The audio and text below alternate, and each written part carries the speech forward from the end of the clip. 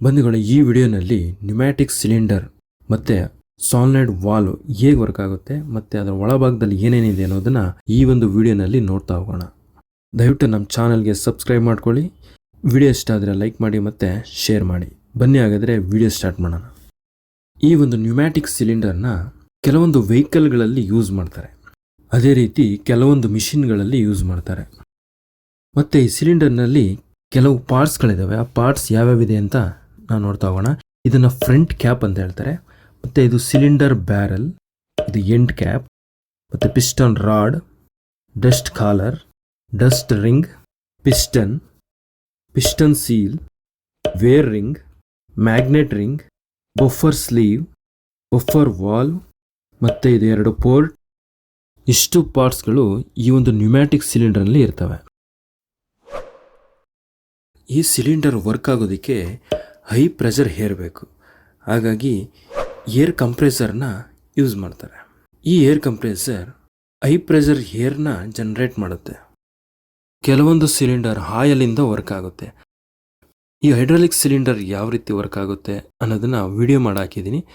ದಯವಿಟ್ಟು ನಮ್ಮ ಚಾನಲಲ್ಲಿ ನೀವು ನೋಡ್ಬೋದು. ಡಿಸ್ಕ್ರಿಪ್ಷನ್ನಲ್ಲಿ ಲಿಂಕ್ ಕೂಡ ಕೊಟ್ಟಿರ್ತೀನಿ. ಮತ್ತು ಈ ಸಿಲಿಂಡರ್ನ ಕಂಟ್ರೋಲ್ ಮಾಡೋದಕ್ಕೆ ಈ ಒಂದು ಸಾಲಿನಾಯ್ಡ್ ವಾಲ್ವ್ನ ಯೂಸ್ ಮಾಡ್ತಾರೆ. ಇಲ್ಲಿ ನಾವು 5x3 ಡಬಲ್ ಆಕ್ಟಿಂಗ್ ಸಾಲಿನಾಯ್ಡ್ ವಾಲ್ವ್ನ ತೊಗೊಂಡಿದ್ದೀವಿ. ಹಾಗಾಗಿ ಇದ್ರ ಬಗ್ಗೆ ಮಾತ್ರ ನೋಡೋಣ. ಇದರಲ್ಲೂ ಕೂಡ ಕೆಲವೊಂದು ಪಾರ್ಟ್ಸ್ಗಳಿದ್ದಾವೆ, ಅದನ್ನು ನೋಡೋಣ. ಇದನ್ನು ವಾಲ್ವ್ ಸ್ಪೂಲ್ ಅಂತ ಹೇಳ್ತಾರೆ. ಮತ್ತು ಓರಿಂಗ್ಸ್, ಸ್ಪ್ರಿಂಗ್, ಪೋರ್ಟ್, ಇನ್ಲೆಟ್, ಇವೆರಡು ಎಕ್ಸಾಸ್ಟ್, ಮತ್ತು ಇದು ಕಾಯಲ್. ಇದು ನಾರ್ಮಲ್ ಕಂಡೀಷನ್ನಲ್ಲಿ ಈ ಸ್ಪೂಲ್ ಸೆಂಟ್ರಿಗಿರುತ್ತೆ.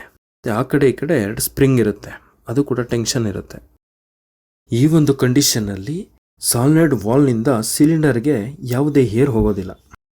ನಾವು ಯಾವಾಗ ಈ ಸ್ಪೂಲ್ನ ಮೂವ್ ಮಾಡ್ತೀವಿ ಆಗ ಏರ್ ಈ ಸಿಲಿಂಡರ್ನ ಒಳಗೋಗುತ್ತೆ. ಹಾಗಾಗಿ ಈ ಪಿಸ್ಟನ್ ಮೂವ್ ಆಗುತ್ತೆ. ಹಾಗಾದರೆ ಈ ಸ್ಪೂಲ್ ಹೇಗೆ ಮೂವ್ ಆಗುತ್ತೆ ಅನ್ನೋದನ್ನ ನೋಡೋಣ ಬನ್ನಿ. ಇಲ್ಲಿ ಎಲೆಕ್ಟ್ರೋಮ್ಯಾಗ್ನೆಟ್ನ ಇಟ್ಟಿರ್ತಾರೆ. ಇದನ್ನ ಕಾಯಲ್ ಅಂತ ಹೇಳ್ತಾರೆ. ನಾವು ಯಾವಾಗ ಈ ಕಾಯಲ್ನ ಆನ್ ಮಾಡ್ತೀವಿ ಆಗ ಈ ಸ್ಪೂಲ್ ಈ ಕಾಯಲ್ನ ಕಡೆ ಹೋಗುತ್ತೆ. ಇಲ್ಲಿ 2 ಕಾಯಲ್ ಇರ್ತವೆ.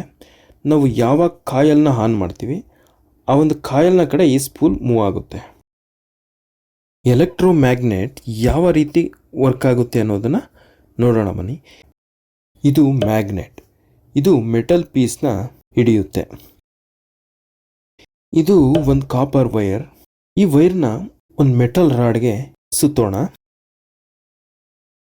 2 ಸೈಡಲ್ಲಿ ಕರೆಂಟ್ ಕೊಟ್ಟರೆ ಇಲ್ಲಿ ಎಲೆಕ್ಟ್ರೋಮ್ಯಾಗ್ನೆಟ್ ಜನರೇಟ್ ಆಗುತ್ತೆ. ಆಗ ಮೆಟಲ್ ಪೀಸ್ನ ಹಿಡಿಯುತ್ತೆ.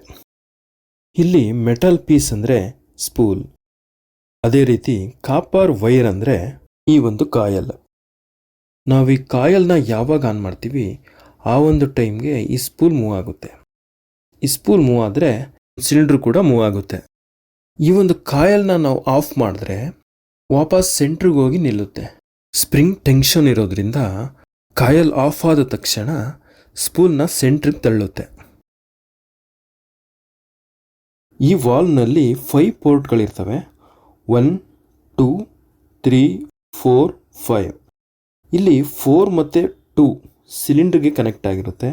ಮತ್ತು 1 ಪ್ರೆಷರ್ ಏರ್ಗೆ ಕನೆಕ್ಟ್ ಆಗಿರುತ್ತೆ, ಅಂದರೆ ಕಂಪ್ರೆಸರ್ಗೆ ಕನೆಕ್ಟ್ ಆಗಿರುತ್ತೆ. 5 ಮತ್ತು 3 ಎಕ್ಸಾಸ್ಟ್ಗೆ ಕನೆಕ್ಟ್ ಆಗಿರುತ್ತೆ. ಇಲ್ಲಿ ಎಲ್ಲ ಪೋರ್ಟ್ ಕ್ಲೋಸ್ ಆಗಿದ್ದಾವೆ, ಅಂದರೆ ಏರ್ ಹೊರಗಡೆ ಹೋಗೋದಕ್ಕೆ ಎಲ್ಲೂ ಜಾಗ ಇಲ್ಲ. ನಾವು ಯಾವಾಗ ಈ ಸ್ಪೂಲ್ನ ಲೆಫ್ಟ್ ಕಡೆ ಮೂವ್ ಮಾಡ್ತೀವಿ ಆಗ ಪೋರ್ಟ್ 1ಇಂದ ಪೋರ್ಟ್ 2 ಕಡೆ ಏರ್ ಹೋಗೋದಕ್ಕೆ ಜಾಗ ಸಿಗುತ್ತೆ. ಈಗ ಏರ್ ಪೋರ್ಟ್ 2ರಿಂದ ಸಿಲಿಂಡರ್ನ ಒಳಗೆ ಹೋಗುತ್ತೆ. ಆಗ ಸಿಲಿಂಡರ್ ಫ್ರಂಟ್ ಸೈಡ್ ಮೂವ್ ಆಗುತ್ತೆ. ಪಿಸ್ಟನ್ ಬ್ಯಾಕ್ ಸೈಡ್ ಇದ್ದಾಗ ಈ ಪಿಸ್ಟನ್ನ ಮುಂದೆ ಬ್ಯಾರಲಲ್ಲಿ ಏರ್ ಇರುತ್ತೆ. ಈ ಒಂದು ಏರ್ 4 ಮತ್ತು 5 ಪೋರ್ಟಿಂದ ಹೊರಗಡೆ ಹೋಗುತ್ತೆ. ಅದೇ ರೀತಿ ಈ ಸ್ಪೂಲ್ನ ರೈಟ್ ಸೈಡ್ ಮೂವ್ ಮಾಡಿದಾಗ ಪೋರ್ಟ್ 1ಇಂದ ಪೋರ್ಟ್ 4 ಕಡೆಗೆ ಏರ್ ಹೋಗೋದಕ್ಕೆ ಜಾಗ ಸಿಗುತ್ತೆ. ಆಗ 4ರಿಂದ ಏರ್ ಸಿಲಿಂಡರ್ನ ಒಳಗೆ ಹೋಗುತ್ತೆ. ಆಗ ಸಿಲಿಂಡರ್ ಬ್ಯಾಕ್ ಸೈಡ್ ಮೂವ್ ಆಗುತ್ತೆ. ಈ ಪಿಸ್ಟನ್ನ ಫ್ರಂಟ್ ಸೈಡ್ ಇರುವ ಏರ್ ಪೋರ್ಟ್ 2 ಮತ್ತು 3ಇಂದ ಹೊರಗಡೆ ಹೋಗುತ್ತೆ. ಈ ರೀತಿಯಲ್ಲಿ ಸಾಲಿನಾಯ್ಡ್ ವಾಲ್ವ್ ವರ್ಕ್ ಆಗುತ್ತೆ.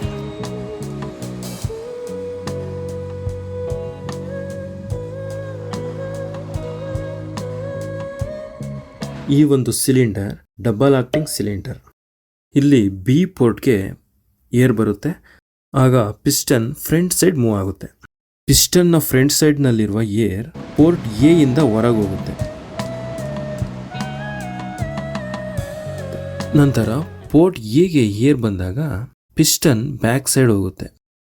ಈ ಜಾಗದಲ್ಲಿರೋ ಏರ್ ಪೋರ್ಟ್ ಬಿ ಇಂದ ಹೊರಗೆ ಹೋಗುತ್ತೆ.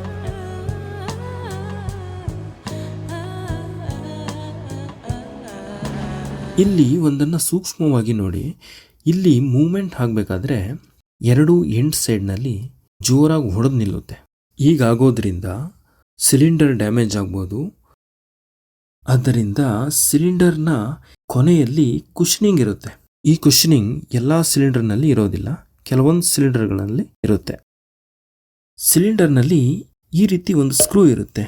ಇದನ್ನ ಕುಷನಿಂಗ್ ವಾಲ್ವ್ ಅಂತ ಹೇಳ್ತಾರೆ. ಇದು ಫುಲ್ ಓಪನ್ ಇರುವ ಟೈಮ್ನಲ್ಲಿ ಯಾವುದೇ ಕುಷನಿಂಗ್ ಇರೋದಿಲ್ಲ. ಅಂದರೆ ಈ ಸಿಲಿಂಡರ್ ಯಾವ ಥರ ಮೂವ್ ಆಗ್ತಿದೆಯಲ್ಲ ಇದೇ ಥರ ಮೂವ್ ಆಗ್ತಾ ಇರುತ್ತೆ. ಈ ಸ್ಕ್ರೂನ ಟೈಟ್ ಮಾಡಿದ್ರೆ ಸ್ಕ್ರೂ ಕೆಳಗೆ ಬರುತ್ತೆ. ಆಗ ಈ ಜಾಗದಲ್ಲಿ ಸ್ಪೀಡ್ ಕಡಿಮೆ ಆಗುತ್ತೆ.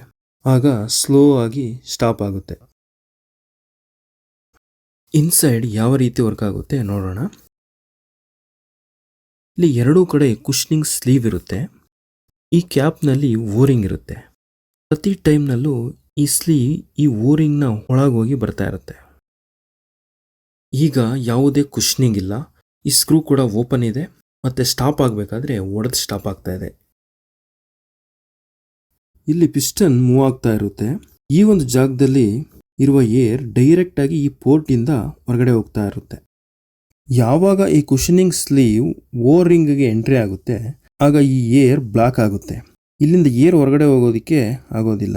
ಆಗ ಇಲ್ಲಿರುವ ಏರ್ ಈ ಸ್ಮಾಲ್ ಹೋಲಿಂದ ಹೊರಗಡೆ ಹೋಗಬೇಕಾಗುತ್ತೆ. ಈ ಸ್ಕ್ರೂ ಫುಲ್ ಓಪನ್ ಇರೋದ್ರಿಂದ ಯಾವುದೇ ಕುಷನಿಂಗ್ ಇರೋದಿಲ್ಲ, ಒಂದೇ ಸ್ಪೀಡ್ನಲ್ಲಿ ಮೂವ್ ಆಗ್ತಾ ಇರುತ್ತೆ. ಯಾವಾಗ ಈ ಸ್ಕ್ರೂನ ಟೈಟ್ ಮಾಡಿದಾಗ ಸ್ಕ್ರೂ ಕೆಳಗೆ ಬರುತ್ತೆ. ಆಗ ಈ ಹೋಲ್ ಒಂದು 30% ಕ್ಲೋಸ್ ಆಗುತ್ತೆ ಅಂದ್ಕೊಳ್ಳೋಣ. ಆಗ ಏರ್ ಹೊರಗಡೆ ಹೋಗೋದಕ್ಕೆ ಈ ಹೋಲ್ನಲ್ಲಿ ಸ್ವಲ್ಪ ಜಾಗ ಕಡಿಮೆ ಆಗುತ್ತೆ. ಆಗ ಈ ಒಂದು ಜಾಗದಲ್ಲಿ ಸ್ಪೀಡ್ ಸ್ಲೋ ಆಗುತ್ತೆ.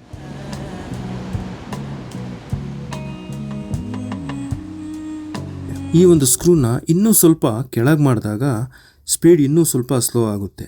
ಈ ರೀತಿ ಎಂಡ್ ಕುಷನಿಂಗ್ ವರ್ಕ್ ಆಗುತ್ತೆ.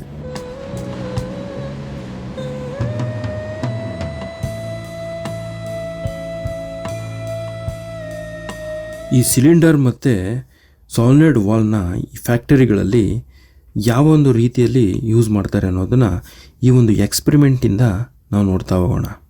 ಇಲ್ಲಿ ಎರಡು ಕನ್ವೇರ್ ಇದೆ. ಇದರ ಮೇಲೆ ಬಾಕ್ಸ್ಗಳಿವೆ. ಇದು ಸಾಲಿಡ್ ವಾಲ್, ಇದು ರೀಡ್ ಸ್ವಿಚ್, ಇದು ಸೆನ್ಸಾರ್, ಇದು ಸಿಲಿಂಡರ್ ಮತ್ತು ಇದು PLC. PLC ಅಂದರೆ ಪ್ರೋಗ್ರಾಮಬಲ್ ಲಾಜಿಕ್ ಕಂಟ್ರೋಲರ್. PLCಗೆ ಸಾಲಿಡ್ ಕಾಯಿಲ್ ವೈರ್ ಕನೆಕ್ಟ್ ಆಗಿರುತ್ತೆ ಮತ್ತು ಸೆನ್ಸರ್ ವೈರ್ ಕೂಡ ಕನೆಕ್ಟ್ ಆಗಿರುತ್ತೆ. ಇಲ್ಲಿ ಯಾವ ಥರ ವರ್ಕ್ ಆಗುತ್ತೆ ಅಂತ ನೋಡೋದಾದರೆ ಈ ಕನ್ವೇರ್ನಲ್ಲಿ ಬಾಕ್ಸ್ಗಳು ಬರ್ತಾ ಇರ್ತವೆ. ಈ ಸೆನ್ಸರ್ನ ಮುಂದೆ ಈ ಬಾಕ್ಸ್ ಬಂದರೆ ಸೆನ್ಸರ್ ಆನ್ ಆಗುತ್ತೆ. ಆಗ ಸೆನ್ಸರ್ ಆನ್ ಆಗಿದೆ ಅಂತ PLCಗೆ ಸಿಗ್ನಲ್ ಹೋಗುತ್ತೆ. ಅಂದರೆ ಸಿಲಿಂಡರ್ನ ಮುಂದೆ ಬಾಕ್ಸ್ ಬಂದಿದೆ ಎಂದರ್ಥ. ಆಗ PLC ಈ ಸಾಲಿಡ್ ಕಾಯಿಲ್ನ ಆನ್ ಮಾಡುತ್ತೆ. ಆಗ ಈ ಸಿಲಿಂಡರ್ ಮುಂದೆ ಬಂದು ಆ ಬಾಕ್ಸ್ನ ಈ ಕನ್ವೇರಿಂದ ಮುಂದಿನ ಕನ್ವೇರ್ಗೆ ತಳ್ಳುತ್ತೆ. ಅದೇ ರೀತಿ ಮುಂದೆ ಬಂದಿರುವ ಸಿಲಿಂಡರ್ ಹಿಂದೆ ಹೋಗೋದಕ್ಕೆ ಇಲ್ಲಿ ಒಂದು ರೀಡ್ ಸ್ವಿಚ್ನ ಕನೆಕ್ಟ್ ಮಾಡಿರ್ತಾರೆ. ಇದು ಕೂಡ PLCಗೆ ಕನೆಕ್ಟ್ ಆಗಿರುತ್ತೆ. ಈ ಸಿಲಿಂಡರ್ ಮುಂದೆ ಬಂದಾಗ ಈ ರೀಡ್ ಸ್ವಿಚ್ ಆನ್ ಆಗುತ್ತೆ. ಈ ರೀಡ್ ಸ್ವಿಚ್ ಆನ್ ಆಗಬೇಕಾದ್ರೆ ಹತ್ರ ಮ್ಯಾಗ್ನೆಟ್ ಇದ್ದರೆ ಈ ಸ್ವಿಚ್ ಆನ್ ಆಗುತ್ತೆ. ಈ ಪಿಸ್ಟನ್ನಲ್ಲಿ ಮ್ಯಾಗ್ನೆಟ್ ರಿಂಗ್ ಇರುತ್ತೆ. ಈ ರೀಡ್ ಸ್ವಿಚ್ ಆನ್ ಆದಾಗ ಇನ್ನೊಂದು ಸಾಲಿಡ್ ಕಾಯಿಲ್ ಆನ್ ಆಗುತ್ತೆ. ಆಗ ಈ ಸಿಲಿಂಡರ್ ಹಿಂದೆ ಹೋಗುತ್ತೆ. ಇದೇ ರೀತಿ ಮತ್ತೆ ಇನ್ನೊಂದು ಬಾಕ್ಸ್ ಬರುತ್ತೆ. ಇದೇ ಪ್ರೋಸೆಸ್ ಕಂಟಿನ್ಯೂ ಆಗ್ತಾ ಇರುತ್ತೆ. ಇಲ್ಲಿಯವರೆಗೆ ನ್ಯೂಮ್ಯಾಟಿಕ್ ಸಿಲಿಂಡರ್ ಮತ್ತು ಸಾಲಿಡ್ ವಾಲ್ವ್ ಯಾವ ಥರ ವರ್ಕ್ ಆಗುತ್ತೆ ಅಂತ ನೋಡಿದ್ದೀರಿ. ವಿಡಿಯೋ ಇಷ್ಟ ಆದರೆ ಒಂದು ಲೈಕ್ ಮಾಡಿ ಮತ್ತು ನಮ್ಮ ಚಾನಲ್ನ ಸಬ್ಸ್ಕ್ರೈಬ್ ಮಾಡ್ಕೊಳ್ಳಿ ಮತ್ತು ವಿಡಿಯೋನ ಶೇರ್ ಮಾಡಿ.